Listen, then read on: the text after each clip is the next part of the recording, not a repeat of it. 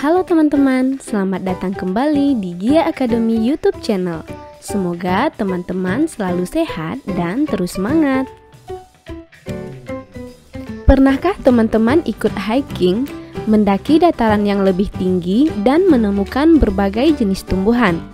Ada yang menempel di batu, kayu, dan tumbuh di sela-sela tumbuhan lainnya. Nah, ragam tumbuhan yang kita lihat tadi akan kita pelajari di video kali ini. Tonton videonya sampai selesai ya. Kita akan belajar tentang plantae. Apa itu plantae? Plantae adalah tumbuhan dengan ciri-ciri berikut. Tersusun atas sel eukariotik atau sel yang memiliki membran, mempunyai organ berupa akar, batang, dan daun.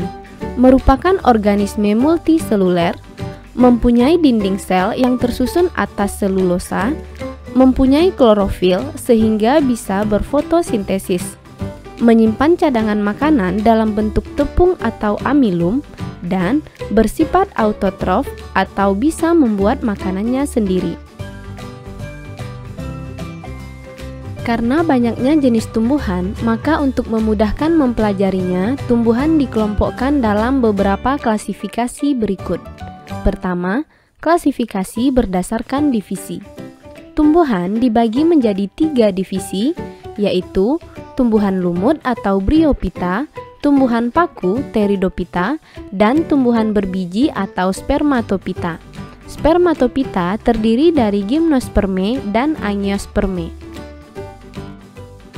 Klasifikasi berikutnya berdasarkan jaringan tubuh, terdiri dari 2 kelompok. Pertama, Talophyta atau tumbuhan bertalus, artinya tumbuhan yang belum memiliki akar, batang, dan daun sejati. Contohnya lumut. Kedua, Cormophyta atau tumbuhan berkormus, yaitu tumbuhan yang sudah memiliki akar, batang, dan daun sejati, seperti pakis dan mangga. Terakhir, klasifikasi tumbuhan berdasarkan jaringan pembuluhnya. Ada Atracheophyta, yaitu tumbuhan yang belum berpembuluh, misalnya lumut. Dan Tracheophyta, tumbuhan yang sudah memiliki pembuluh xilem dan phloem, contohnya pakis dan kelapa. Oke teman-teman, dari beberapa klasifikasi tadi, kita akan fokus membahas plantae berdasarkan divisinya. Kita mulai dari Bryophyta atau tumbuhan lumut. Pernahkah teman-teman mengamati lumut yang menempel di bebatuan? Bisa kita lihat Bryophyta atau lumut memiliki ukuran yang kecil, namun jumlahnya banyak dan bisa menjangkau tempat yang luas. Lumut memiliki klorofil sehingga berwarna hijau, hidup di tempat yang lembab atau basah. Permukaan tubuhnya dilapisi oleh zat lilin atau kutikula sehingga dapat menahan air yang masuk ke tubuhnya. Mengalami metagenesis atau pergiliran keturunan, di mana fase gametofit lebih dominan dalam daur hidupnya. Dan lumut ini merupakan generasi peralihan dari Talophyta ke Cormophyta. Nah, semua karakteristik yang kita bahas tadi merupakan ciri-ciri Bryophyta. Dan berikut catatannya. Sebagai tumbuhan bertalus, struktur tubuh Bryophyta terdiri dari bagian sporofit dan gametofit. Sporofit menghasilkan spora dan gametofit menghasilkan gamet. Pada bagian sporofit terdapat sporangium atau kotak penghasil spora dan seta atau tangkai buah. Sedangkan pada bagian gametofit ada daun sederhana berbentuk pipih sejajar, stolon, dan akar semu yang disebut rhizoid, berguna untuk melekatkan diri dan menghisap air.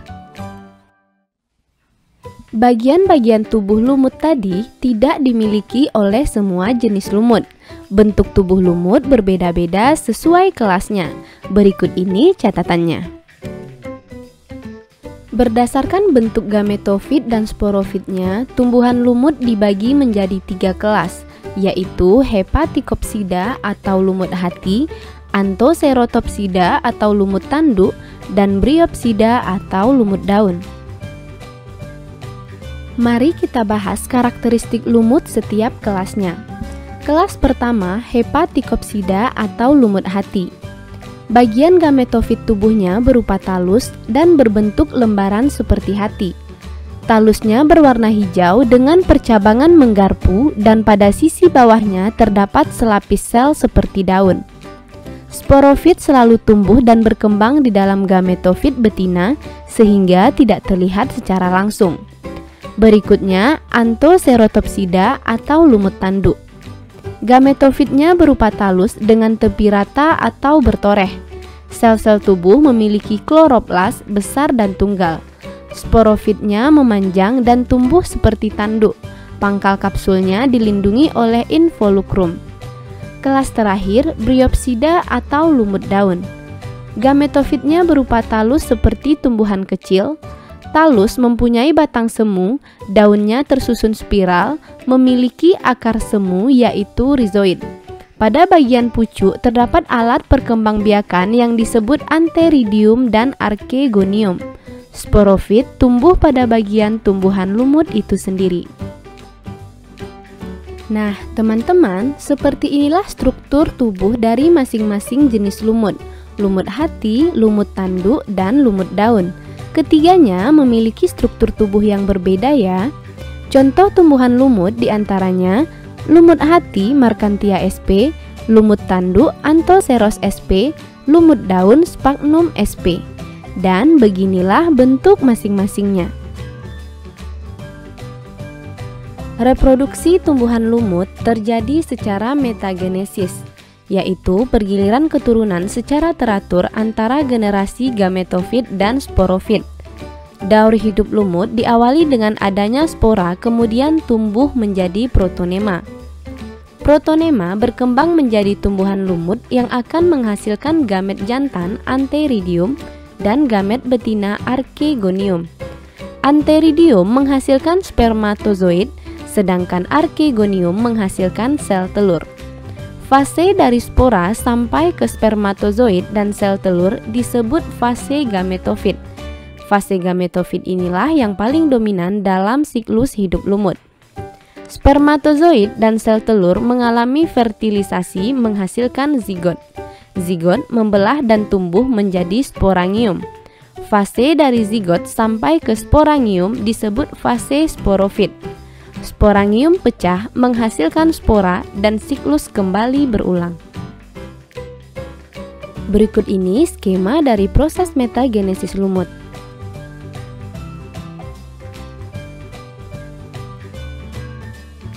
Tumbuhan lumut sering kita temui di lingkungan sekitar. Kira-kira apa aja ya manfaatnya? Nah, lumut merupakan tumbuhan perintis. Artinya, tumbuhan pertama yang mampu hidup di daerah kosong sebelum ditumbuhi oleh tumbuhan lainnya. Lumut dapat memecah batuan yang besar dengan mengeluarkan senyawa asam, sehingga memungkinkan tumbuhan lain untuk tumbuh. Lumut juga berperan penting dalam menahan erosi tanah dengan cara menyerap air. Selain itu, lumut juga dapat digunakan sebagai bahan pengganti kapas, pupuk kompos, dan obat peradangan pada hati. Oke teman-teman, itulah karakteristik dan manfaat lumut sebagai bagian dari plantae. Bisa dimengerti ya? Kita bahas divisi berikutnya, Pteridophyta atau tumbuhan paku. Teman-teman bisa mengamati tumbuhan paku di sekitar kita ya. Biasanya tumbuhan paku memiliki daun muda yang menggulung, hidup di tempat-tempat lembab, dan jika daunnya dibalik, terdapat kumpulan sporangium berbentuk bulat kehitaman yang disebut sorus. Berbeda dengan lumut, tumbuhan paku sudah memiliki akar, batang, dan daun sejati, sehingga termasuk kelompok Cormophyta. Pada proses metagenesisnya, fase sporofit lebih dominan daripada gametofit. Itulah ciri-ciri tumbuhan paku, dan berikut catatannya. Selanjutnya, kita lihat bagian-bagian tubuh paku. Sebagai tumbuhan berkormus, paku memiliki akar sejati berbentuk serabut, batang yang berada di dalam tanah atau rizom, dan daun. Daun mudanya tumbuh menggulung dan juga terdapat tangkai daun. Akar dan batang paku sudah memiliki pembuluh. Nah, teman-teman, berikut catatan struktur tubuh Pteridophyta. Daun Pteridophyta memiliki beragam jenis. Berdasarkan ukuran, ada daun mikrofil, ukurannya kecil seperti sisik, tidak bertangkai dan tidak bertulang daun. Dan daun makrofil, ukurannya besar, bertulang daun, serta selnya telah mengalami diferensiasi. Berdasarkan fungsinya, ada daun tropofil atau daun steril untuk fotosintesis dan daun sporofil atau daun fertil untuk menghasilkan spora. Spora tersusun dalam sporangium. Berdasarkan susunan dan letaknya, ada 4 bentuk sporangium, yaitu strobilus pada ujung batang, sinangium pada buku-buku cabang atau ketiak daun, sorus pada permukaan daun, dan sprokarpium di dalam badan buah. Berikutnya kita lihat klasifikasi tumbuhan paku. Berdasarkan morfologi tubuhnya, tumbuhan paku dibedakan menjadi 4 kelas: Silophytinae atau paku purba, Lycopodinae paku kawat, Equisetae paku ekor kuda, dan Felicinae paku sejati. Mari kita bahas satu persatu.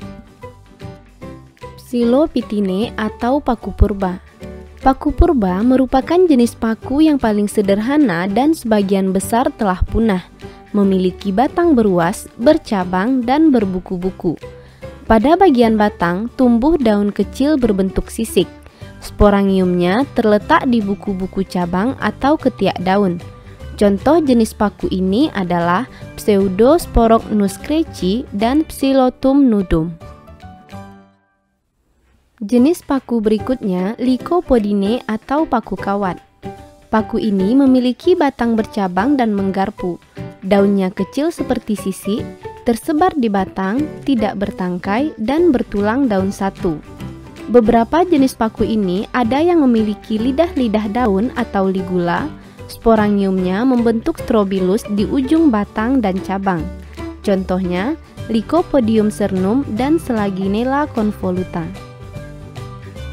Selanjutnya, Equisetae atau paku ekor kuda.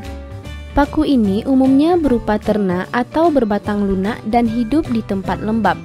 Bentuk batang berongga, memiliki cabang berkarang pada buku-buku batang. Daunnya berbentuk sisik, sporangium berbentuk strobilus pada ujung batang, protalium berwarna hijau dan berkembang di luar spora. Contoh jenis paku ekor kuda adalah Equisetum sp dan Rhynia elegans. Terakhir, Felicinae atau paku sejati. Paku ini hidup di tempat lembab dan basah. Berdasarkan lingkungan hidupnya, Felicinae dibedakan menjadi paku air, paku tanah, paku epifit. Daunnya sempurna berukuran besar, duduk daun pada batang membentuk sayap, dan daun mudanya tumbuh menggulung. Spora berkumpul membentuk sorus yang terdapat di permukaan, ujung, dan tepi daun. Contohnya paku ekor merak, paku tanduk rusa, suplir. Wah, beragam sekali ya jenis-jenis tumbuhan paku. Nah, berdasarkan jenis-jenis spora yang dihasilkan, tumbuhan paku dibedakan menjadi 3, yaitu paku homospora menghasilkan 1 jenis spora. Contohnya Lycopodium sp. Paku heterospora menghasilkan 2 spora, yaitu makrospora untuk betina dan mikrospora untuk jantan, seperti Selaginella sp. Dan paku peralihan menghasilkan 2 spora, yaitu spora jantan dan betina yang bentuk dan ukurannya sama. Contoh Equisetum sp. Untuk memperbanyak dirinya, tumbuhan paku bermetagenesis secara gametofit dan sporofit. Siklus hidup paku diawali dengan spora, kemudian tumbuh menjadi protalium.